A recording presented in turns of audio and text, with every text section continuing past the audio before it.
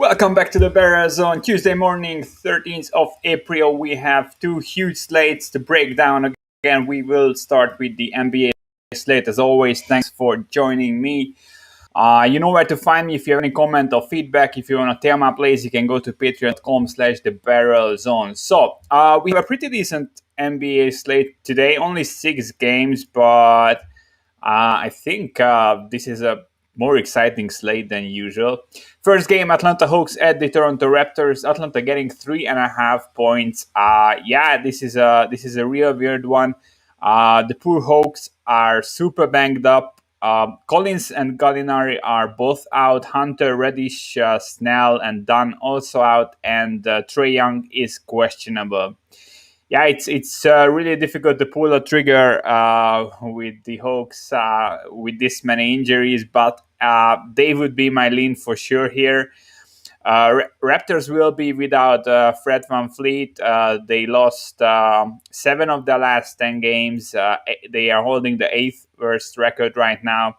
Hawks, on the other end, they won 7 out of the last 10. They are sitting on the 4th seed right now in the East. They made some waves there. I expected them to overtake some teams. Obviously, Hornets super injured. Knicks were a bit overperforming early. So yeah, I think this matchup is pretty good for the Hawks, to be honest. They are 7th in offensive rebounding, 2nd in free throw rate offensively. The Raptors defense grades 30th and 29th in these stats, so it's a huge mismatch. Obviously, Hawks will miss Collins and Gallinari. I think those two, when they are both out, that's a huge hit for them. But I would still definitely lean towards them.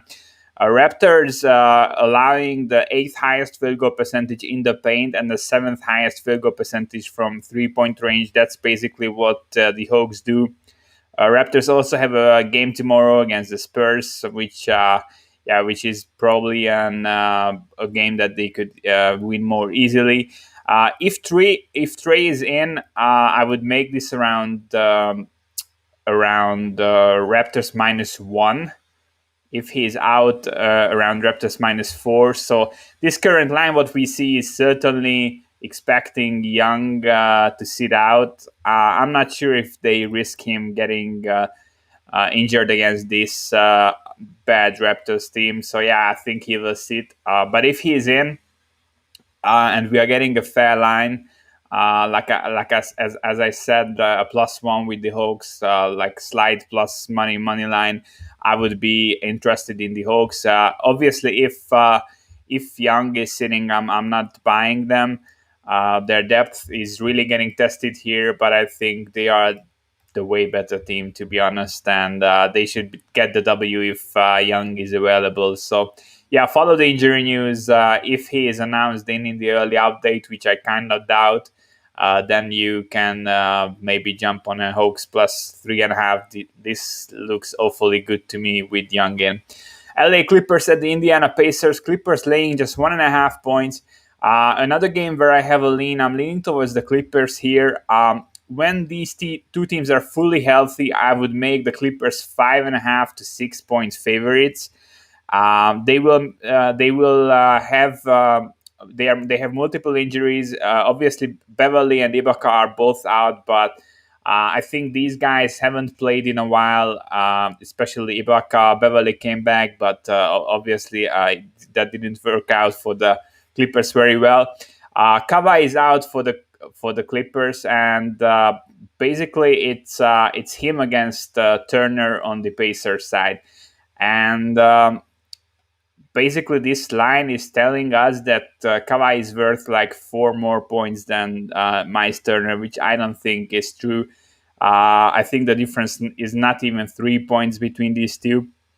Yes, Turner isn't like a great like offensive player, but on this team, he is basically the lone good defender, and he is the defensive player of the year. Him on his own is keeping the Pacers being close to the top 10 defensive team. Since he has been out, the Pacers grade in the bottom 10 defensively in points per possession allowed. They are getting murdered in the paint. Offensive rebounding percentage, they allow in the last few games 40%, 27%, 36%, 39%, 38%. That's not something you will get away against the Clippers, in my opinion. LA won 5 straight games. Rebounding edge is huge, as I said. They grade 16th in offensive, 5th in defensive rebounding. Pacers grade 22nd and 29th. Clippers also have the better free throw rate on both sides of the ball. They mostly shoot mid-range jumpers, and the Pacers are a below-average team against mid-range jumpers. So it's not a good matchup for Indiana, and I think the adjustment is simply wrong. I think Turner is worth more on this team than how they adjusted. So yeah, I think cheap Clippers money line is the way to go. Obviously, haven't bet it yet. We will see where Pinnacle and the sharper books open up, but I think they should be like closer to 3, maybe even 3.5. I think 3 is fair. But yeah, 1.5 slightly juiced. That's still just a 2. That's not enough. LA Lakers at the Charlotte Hornets. Yeah, not touching this game. Lakers, third game in 4 nights back to back. No Anthony Davis, no LeBron. For the Hornets, no Ball, no Hayward. Minutes were pretty high for LA. Schroeder played 37 minutes. Minutes weren't that high. Others played 30 or less, so it's not that high load. So yeah, Lakers closed +1 against the Knicks. Obviously, this is back to back, and they traveled, so slight downgrade for that. But the Hornets, in their current form with no Ball and no Hayward, are a worse team than the Knicks. So I think Pick'em or Lakers -1 makes a ton of sense, just considering how the line shaped up yesterday. But I don't have any interest in this game. No interest in the next game either. OKC at Utah. My line is 17, 16.5 to 17 is the line. Jazz playing third game in 4 nights and the back-to-back. They did lose to the Wizards last night. Absolutely terrible, obviously. OKC. They will get Baisley and Dort back, but now Pokuševski is out. SGA and Muscala are still out. They lost 6 straight, I think. This will be an org that's tanking super hard. I think they will sit as many players as they need to continue to lose. But obviously, losing a game and losing by 17 plus points isn't the same thing. So I I wouldn't really bet on the Jazz covering this in such a bad spot. But OKC to me is untouchable at this point in the season. Miami Heat at the Phoenix Suns, 3.5 is the spread. The Suns are laying 3.5 points. It's kind of leaning towards 4. My line here is 4 as well. We've seen some threes earlier. These have been pulled on Bookmaker and BetChris. I wanted to bet Phoenix at 3, but I decided to stay away. It's a great game. I think a very interesting game, and probably the game to watch today. This will tell us a lot about both teams. If you have been listening to me, you know my main issue with the Heat has been that they are shooting way more threes than they should.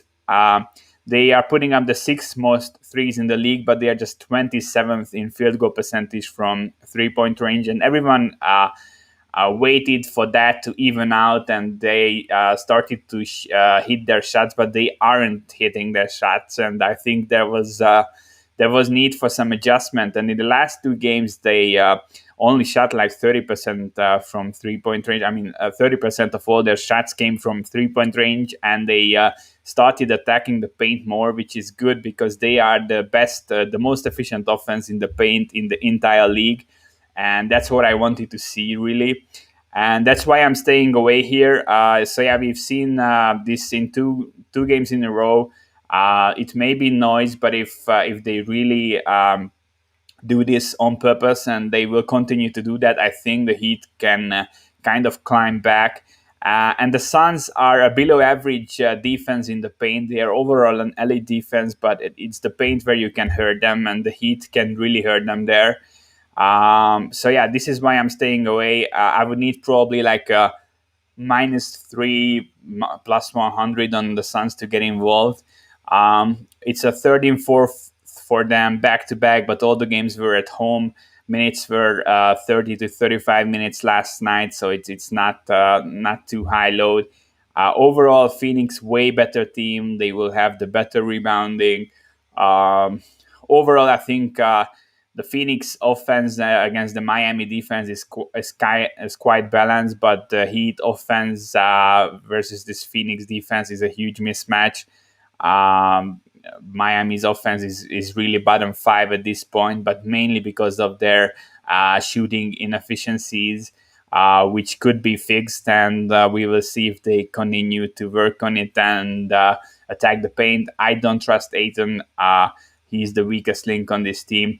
So yeah, I will just watch this game. Well, we will see how this plays out. I'm not high on Phoenix. I think I'm kind of expecting them to fall apart a bit in the playoffs, but I already sold my Miami stock for the season, so I won't have a skin in this game, but it's really an interesting game. I think 4 is the fair line. That's basically what we see on the board. Boston Celtics at the Portland Trailblazers. Boston getting 1 point. I think that's kind of wrong. I make them favorites here. My line is Boston -1.5. I think they are the way better team. They are kind of rolling right now, and while the Celtics had a few nice wins, they also got a couple of free wins recently. They played the super easy schedule, Minnesota, Charlotte, Houston, stuff like that. But they are 7-3 in the last 10. Both the offense and the defense looks improved. This isn't a matchup where I fear for them. I think they are okay when it comes to their perimeter defense. Portland isn't going to hurt you really in the paint.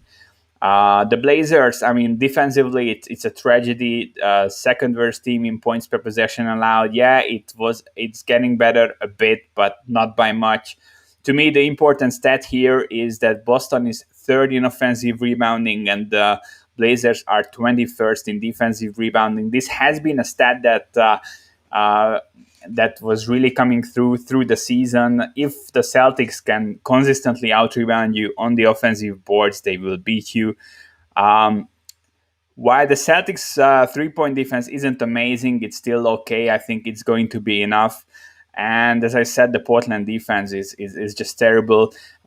Boston's offense grades 11th in points per possessions and effective field goal percentage also. The Blazers defense grades 29th and 28th.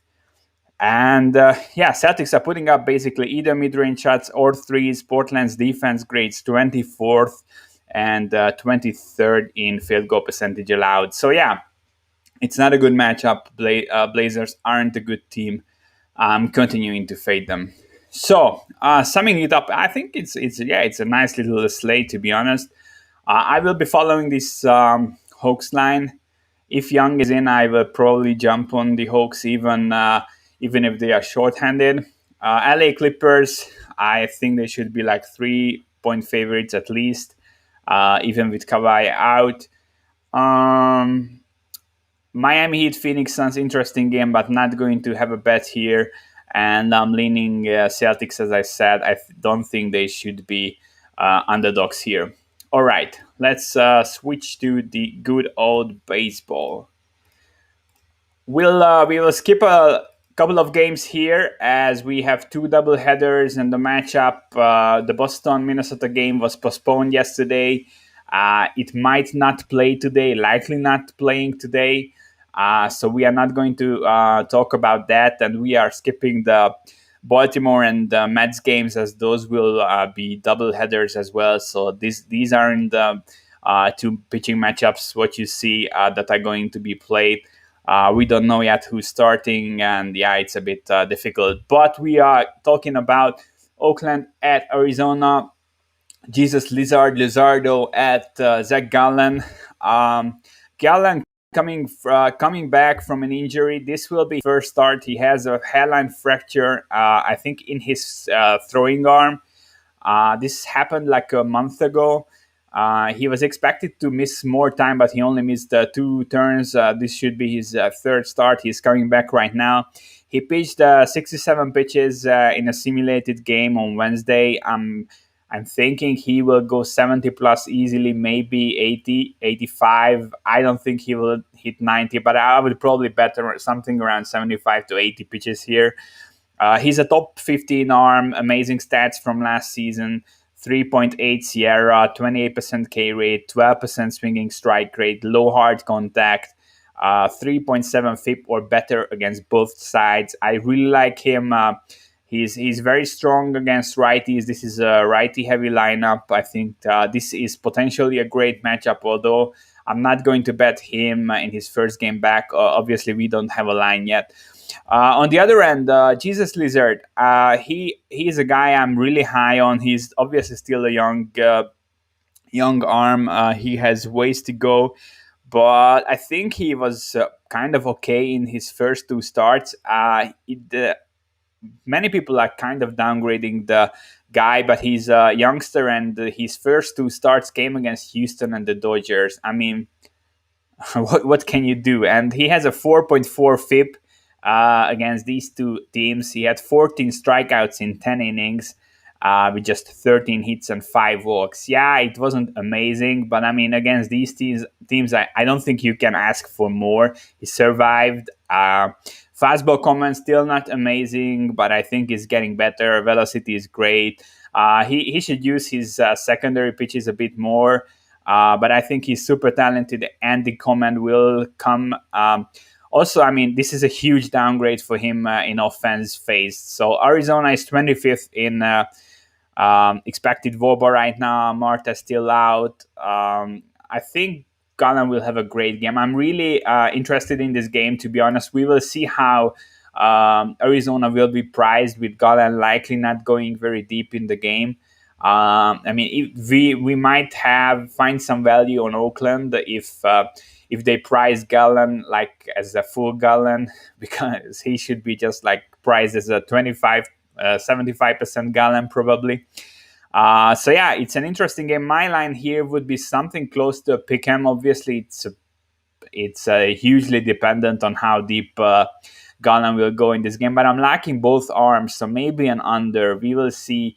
But again, backing a guy coming back from injury in first start is super risky, and I'm higher on Oakland overall than Arizona. So a road team would be my lean if we get some nice plus money. All right, as I said, we are skipping the next 2 games. So the Baltimore and Seattle and the Mets Philly matchups, those will be 7-inning doubleheaders. We don't know the starters yet. San Diego at Pittsburgh, Blake Snell at Chet Cool. This is another game where it's kind of pointless to talk about. Over minus 200 favorite Blake Snell. Chet Cool has been pitching in 2 starts so far at Cincinnati, at the Cubs. 3.5 innings in 2 starts. He had 8 walks in the 7 total innings.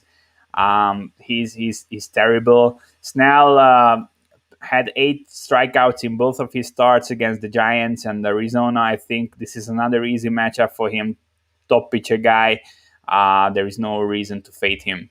Next game is another one that's extremely exciting. This is a game to watch. Yankees at the Jays, Taillon at Ryu. I have both of these guys in my top 50. Taillon, he came back from a long layoff, obviously injury related. His first outing came against Baltimore, pitched 4 innings with 7 strikeouts. Underlying numbers aren't as pretty. He got lucky with 100% left on base rate, only a 120 batting average. John Ball is in play. He has a 5.7 FIP in that start. But overall, I mean, the cold strikes plus whiffs looked really high. He had 7 Ks in 4 innings. Secondary pitches were great. I'm really liking the guy. He was one of my favorite pitchers back in the Pittsburgh days. His velocity isn't as high as I would like him to be at. He's sitting like 1.5 mile lower than he used to. And he also went just 4 innings against Baltimore, and he got lucky. And Baltimore is a bad team. Jays more difficult matchup. So I'm leaning towards Toronto here, to be honest. Ryu, I mean, he's really a workhorse, super consistent guy. He had two outings, one against Texas, one against the Yankees, 3.5 FIP, 12 Ks in 2 innings, only 11 hits, one walk, super trustworthy with a guy. So this game is played in the Toronto home park, which is obviously the temporary thing. Small park, wind blowing out heavily according to forecasts, so that's something to follow. As I said, I'm leaning Ryu. I have him ranked higher. We don't know how deep Tyon will go. The velocity drop is a bit concerning. This is a more difficult matchup. If we see Yankees money, I'm going to fade that. I think the current line is okay, but if this is getting closer to a pick 'em, I will be betting the Jays. Texas at Tampa Bay, Gibson at Yarbrough. Yeah, this is this is a difficult game to cap. Gibson had two starts so far. He was blown up against KC, gave up 5 earned in just 1 inning, and then he came out and pitched 6 innings with 8 Ks against Toronto with just 1 walk and 0 earned runs. So he had an amazing start against a good team, and a super bad start against a weaker team. Yeah, overall, I mean, I'm not impressed by the guy. Last season, he pitched 67 innings. Almost a 5 Sierra, 10% walk rate, 38% hard contact, 1.5 whip. Against lefties, he had a 6.7 FIP. Yeah, I'm not liking him, as I said before his first start. I mean, it was years ago when he was pitching well. I'm not buying into this. I think the line is completely fair. Yarbrough, on the other end, he pitched 5 inning twice. He had a great outing at Miami and then got killed at Boston. Friend of the podcast, Brad Allen, told me I completely missed this, that his velocity was down, and I went and looked at him, and yeah, it was really down, like 1.5 miles per hour on average. I think overall, I really like the guy. He's consistent. This isn't really a matchup where the velocity thing would scare me, or the fact that he is just going 5 innings. Although the Tampa Bay bullpen is the most banged up bullpen in the league right now, they have like 5+ guys on injured reserve, maybe 6 even. But I mean, Texas is bad. I think the line is right. I make this Tampa Bay minus 170. What we see minus 163 on Pinnacle. Yeah, maybe slight value, but I'm not laying these prices with such a banged up team. But I'm not a believer in Gibson. Miami at Atlanta, Pablo Lopez at Max Fried. I like both guys. Very similar starting pitchers when it comes to my ratings. I think the line is completely fair. I make this minus 170. Line is minus 177. I want to see Pablo Lopez pitch against a good team, and this will be a good test for him. His first 2 starts came at home, obviously great park to pitch in, and he pitched against Tampa Bay and St. Louis. This is a way more difficult matchup on the road. So yeah, I just want to see him. Obviously, he looked great in his first 2 starts, 3.5 FIP, 10 Ks in 11 innings, 56% ground ball rate, super solid. Fastball command was amazing. He's one of my favorite pitchers. I really like him. I think he will solve this. Obviously, I cannot bet the Miami side here. I mean, their offense is just terrible. Max, on the other end, again, he had 2 starts. One was terrible at the Nationals. He was he was hurt for 5 earned runs in just 2 innings. He gave up 8 hits. Yeah, he kind of lost it there, but I think the line is a bit worse than how it really looked. And before that, he pitched 5 innings in Philly with 8 Ks and just 2 earned runs. So he had a great start and the bad start. Yeah, I'm kind of looking for some consistency with him. I think we will see it against Miami. I want to see both guys in this matchup. I'm expecting both to roll, to be honest. I think I looked at the total, but it wasn't anything we could attack, so I'm not even going to mention it. But this could be a lower scoring game, in my opinion. Cubs at Milwaukee, Kyle Hendricks, Brandon Woodruff. These two guys have pitched against the same teams in the last games. I have Woodruff in my top 15, Hendricks in my top 30. Both of these offenses are terrible right now, but both are kind of unlucky. Cubs are the third worst in WRC plus, Milwaukee the eighth worst. Cubs with a 197 batting average on balls in play, extremely unlucky. Milwaukee sits at 250, so yeah, they aren't great themselves. Yelich missed last night's game. I called that. That's why we were on the Cubs. It really didn't came through, but obviously, if he is missing this game, that's big for Milwaukee. He's a huge loss. As I always say, this is a super top heavy team.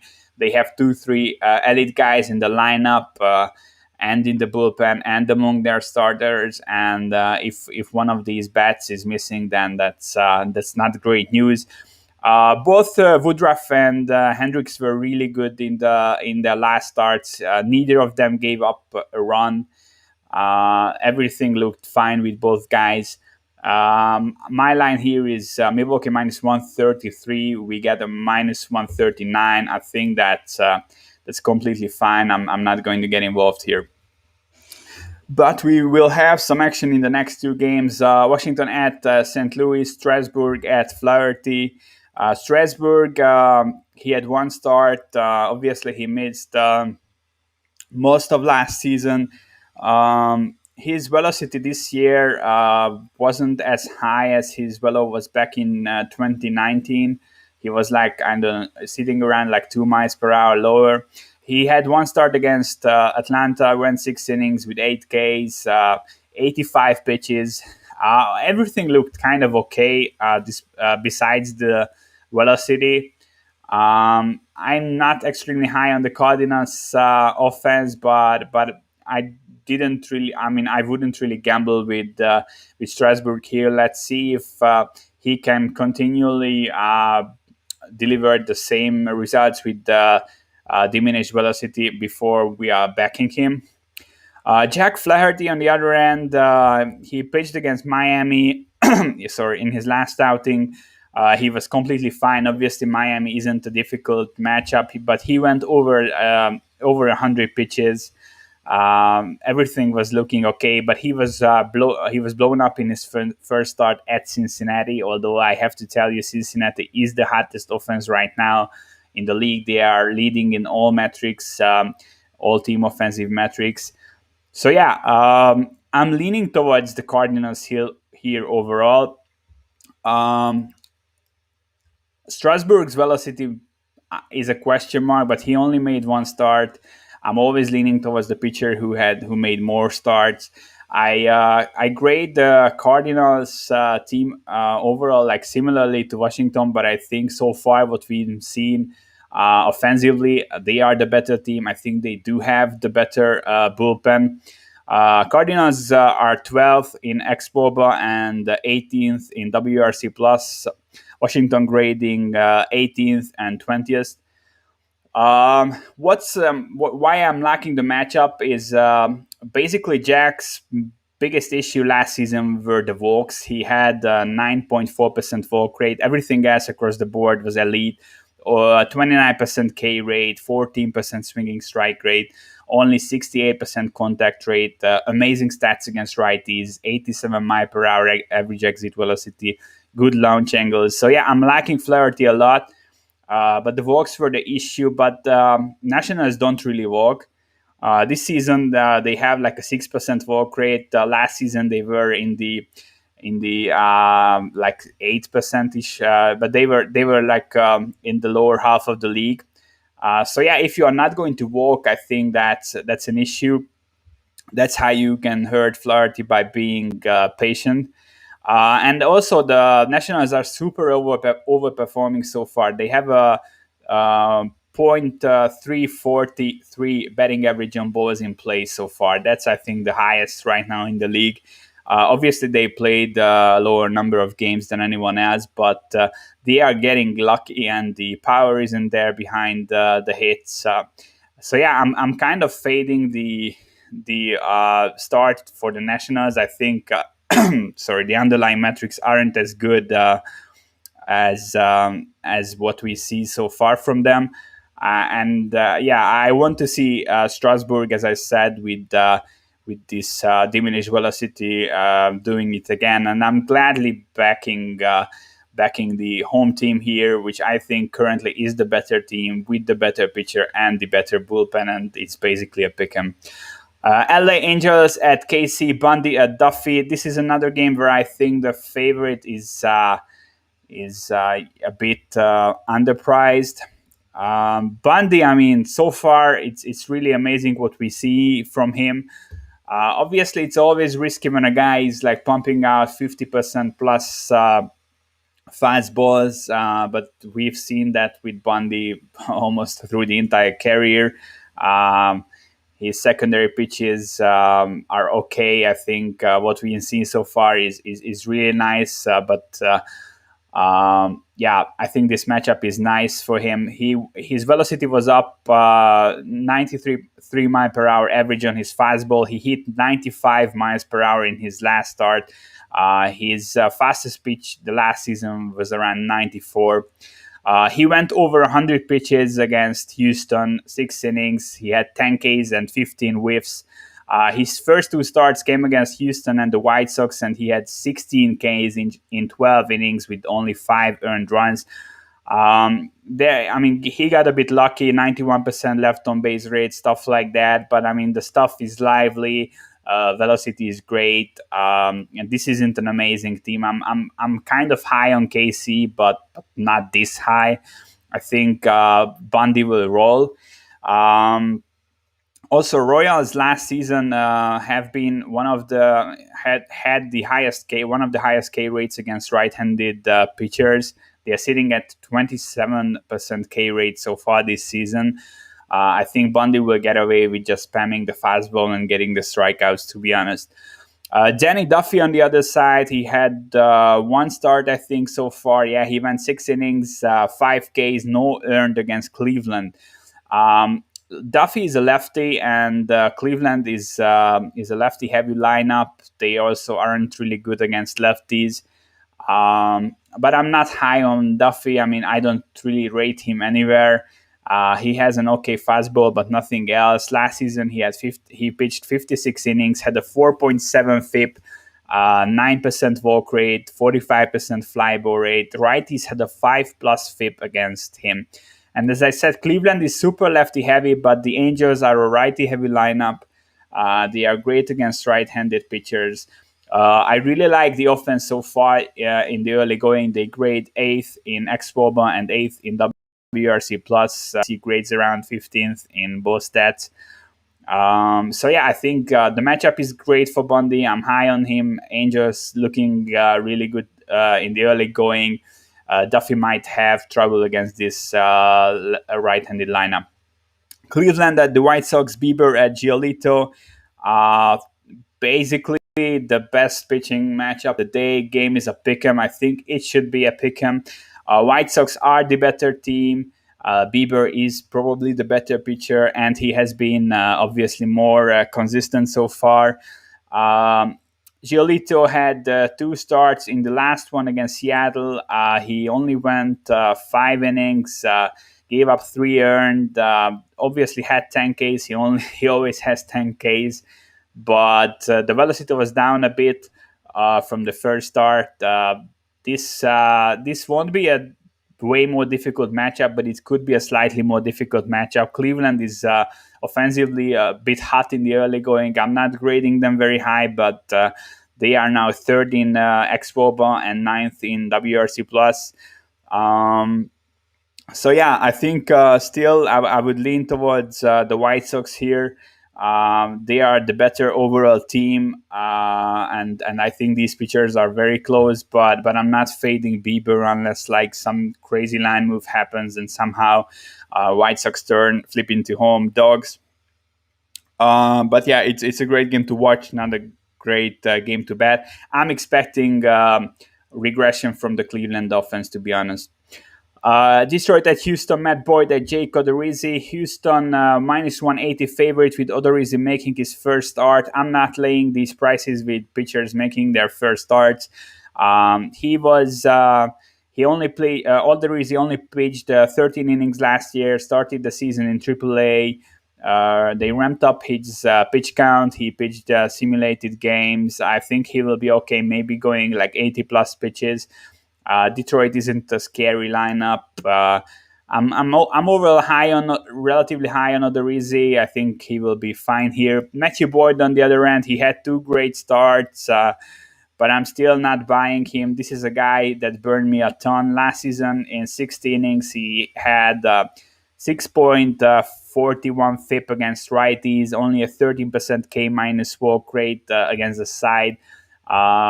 Houston, the biggest bets are righties, and Brantley is basically the lefty that's a good bet, but he's hitting everyone.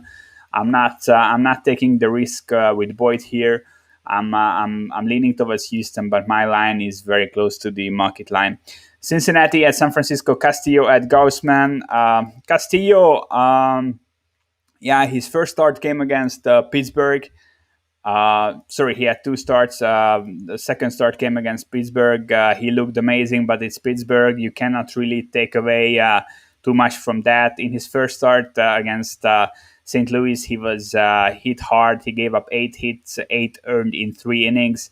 Again, I'm looking for consistency from him. He is a top pitcher, but I think this is a good slight step up from the Pittsburgh game. We will see how this turns out for him. I think he will be fine. Gaussman, I faded him in the second start, and it was a bad move. He pitched 7 innings with just 1 earned, 10 whiffs, 5 Ks at the Padres. Both of his starts were amazing. Velocity came back in the second start. I'm really liking him. He is the lone good Giants pitcher, but he's a guy I'm backing, but not here. 15 miles per hour wind blowing out by game time. That's the forecast. Normally, I would probably look at the under here. I'm leaning towards Castillo being okay. The Reds are super hot so far. That's the other reason why I'm staying away. They are leading the league in WOBA, ex-WOBA, WRC plus. Wind blowing out. Castillo a bit question markish early on. We will see, but I think the line is right. I have this super close to a pick'em. That's where we have. Let's just watch both guys. I will back Gaussman in his next games probably, and Castillo is likely a guy to back as well. Final game, I won't be touching this one. Dodgers over minus 300 favorite. Senzatella for Colorado, one of the worst arms in the league. I don't think we should really talk about him. All right, so let's sum it up. We don't have a line for the Oakland-Arizona game, but I'm liking both guys. I think Jesus Lizard is kind of a sleeper here. He had two very difficult starts in his first two outings. I think this is a way easier matchup. I'm looking at likely the road team here if we get a discount. Galland first start, off an injury. I think he will go like 80 pitches max. I'm very, very low on Arizona. Marte out also hurts them. So yeah, I would lean towards Oakland, maybe an under, but I would need to see Gallen here pitch an okay game so I can back him in future starts. Toronto will be a lean of mine. I have to see Tyon against a better team than what we've seen. He pitched, I think, against Baltimore in his first start. Ryu, extremely consistent. I'm really liking him. I think the line is right, but if we see further money on the Yankees, I will fade that. I like the Cardinals. We will see how this national team plays out, but I'm kind of low on them. They have been extremely lucky in the offensive metrics. I need to see Strasbourg for another start. His velo is slightly down.